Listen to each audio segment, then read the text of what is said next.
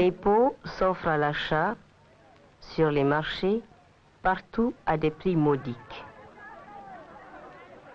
Ces récipients, remarquables par leur forme et leur couleur, sont encore faits à la main. Et c'est la femme qui réalise d'ordinaire ce travail.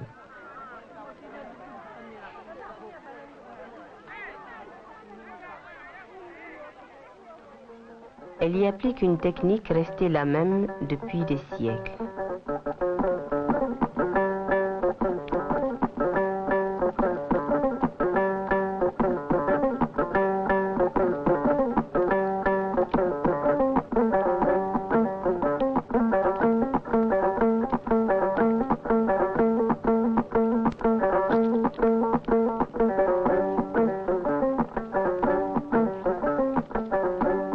Dès leur très jeune âge, les fillettes du Niger s'intéressent à modeler l'argile.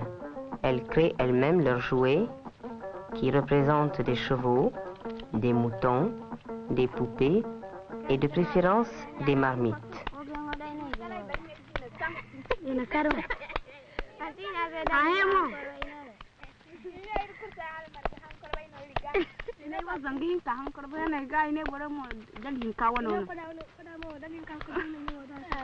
Idu sarai banyak kesang. Idi ke balai ni.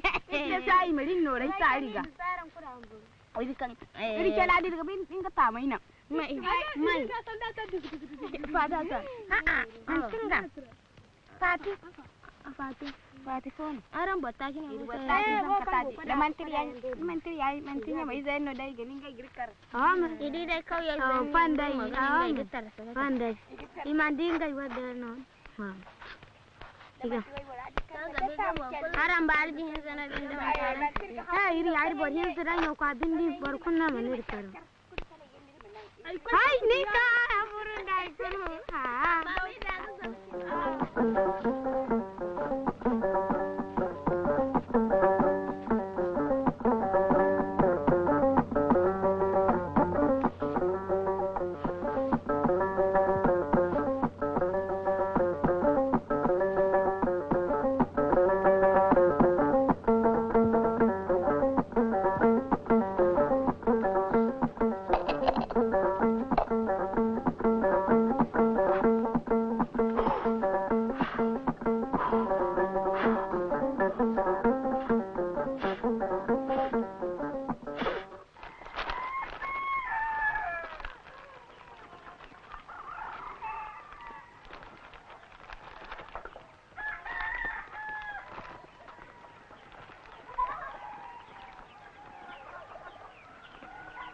Kimbu vit dans le petit village de Karma, à quelques kilomètres de la ville de Niamey.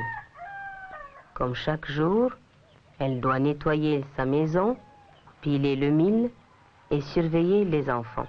Elle utilise son temps libre au travail de la poterie.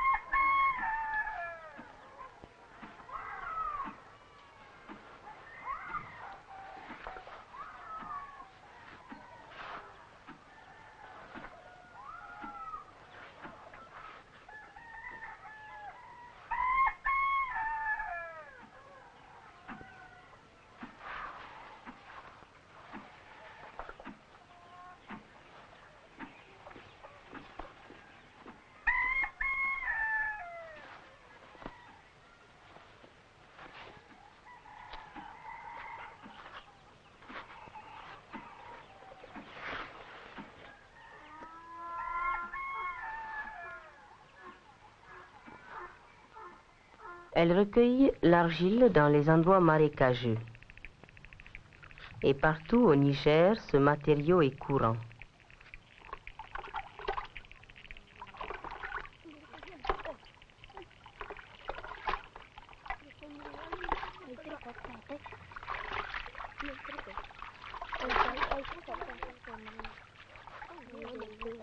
La terre glaise provient de l'effritement du feldspath contenu dans le granit et d'autres roches primitives.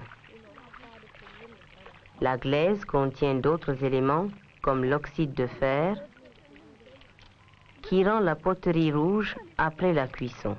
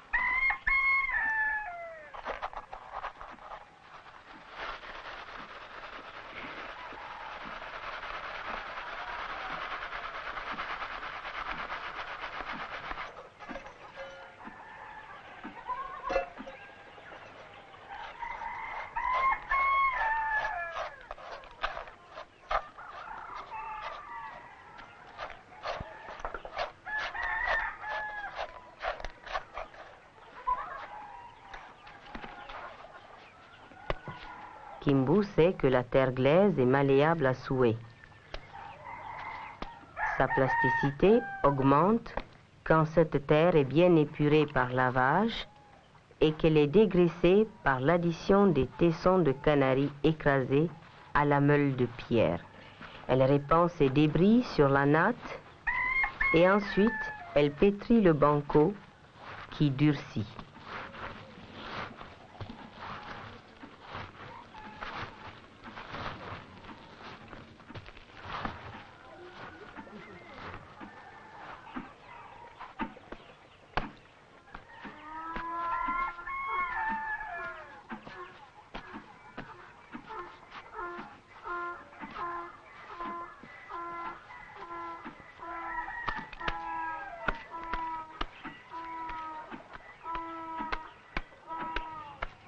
Elle obtient alors une grosse boule.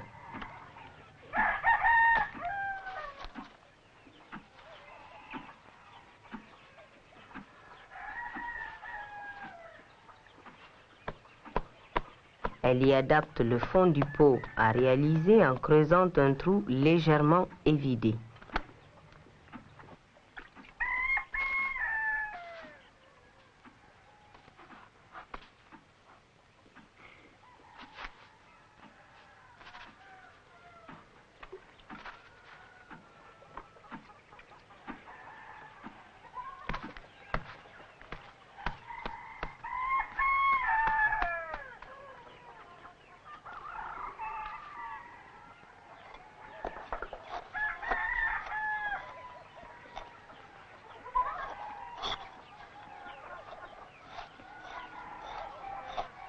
Maintenant, elle va construire le pot. Avec ce petit outil qu'elle appelle dukum dukum, elle forme un creux dans la boule et tape autour du banco avec un morceau de bois pour lui donner une forme arrondie.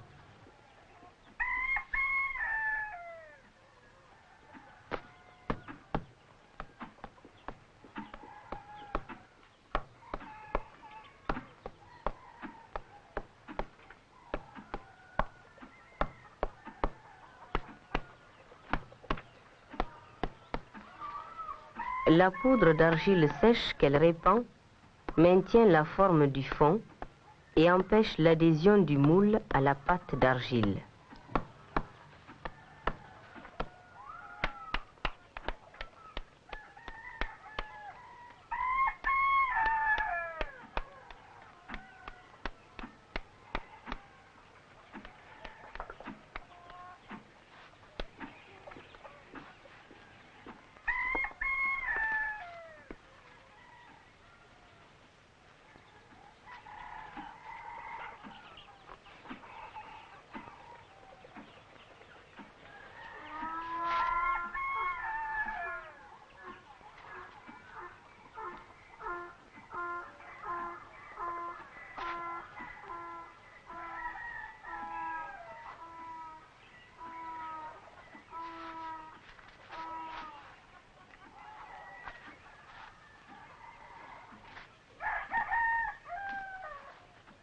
Le pot est ensuite exposé à l'ombre. Il séchera un moment avant le montage du col.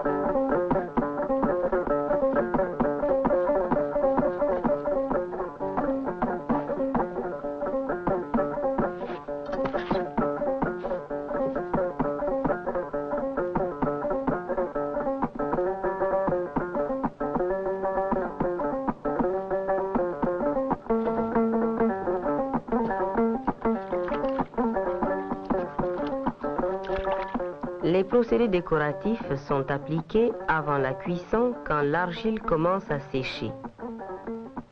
Là encore, les femmes font preuve de créativité et ornent volontiers leur poterie. Dans cet exemple de peinture, la femme repasse au couteau les ornements linéaires d'ocre mélangés de kaolin blanc.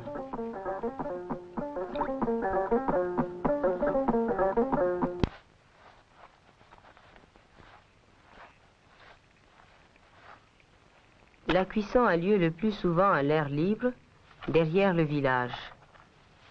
Elle élimine l'eau restante et provoque des changements de consistance. Après, les poteries sont fragiles, poreuses et imperméables.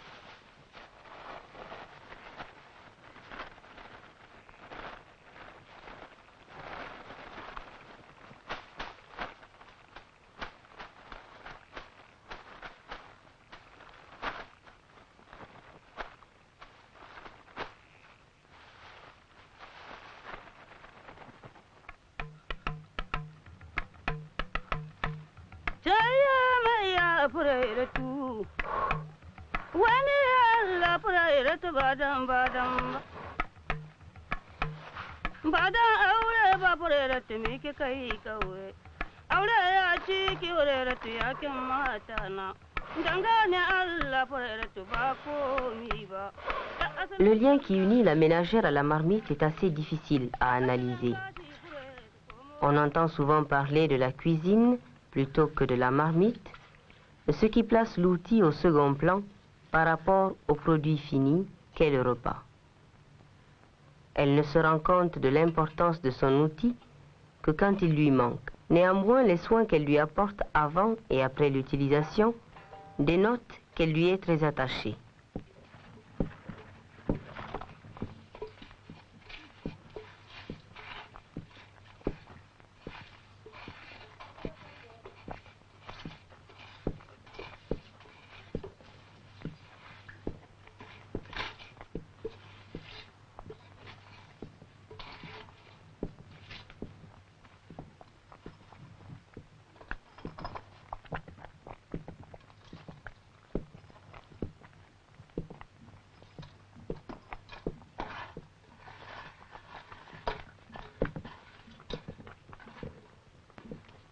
La préparation du repas se présente donc ici comme une tâche infiniment longue et compliquée.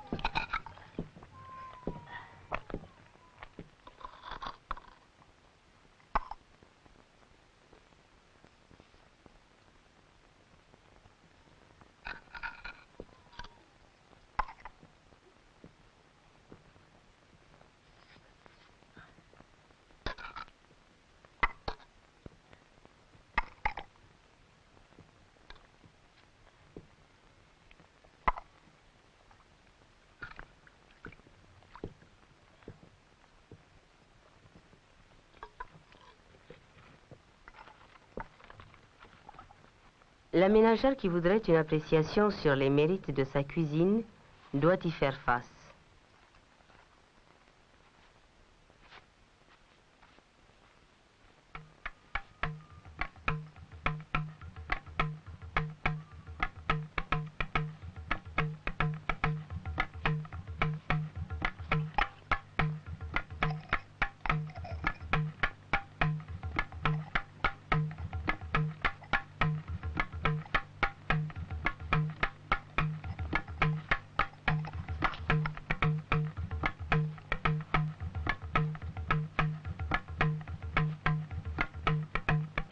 À présent, le repas est servi.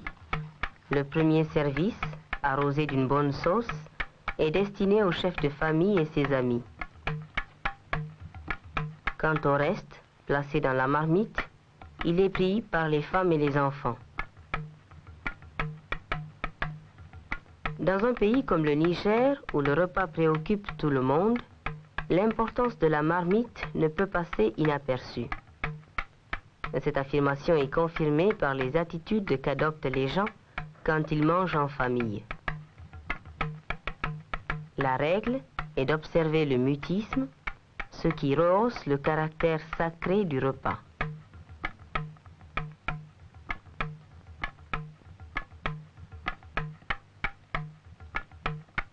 Celui qui fait entorse à cette loi peut être amendé par la ménagère de service qui lui appliquerait le noir de la marmite sur les habits. Ce jeu n'interviendra d'ailleurs qu'à la fin du repas, car c'est en ce moment que chacun est libre d'exprimer ses sentiments.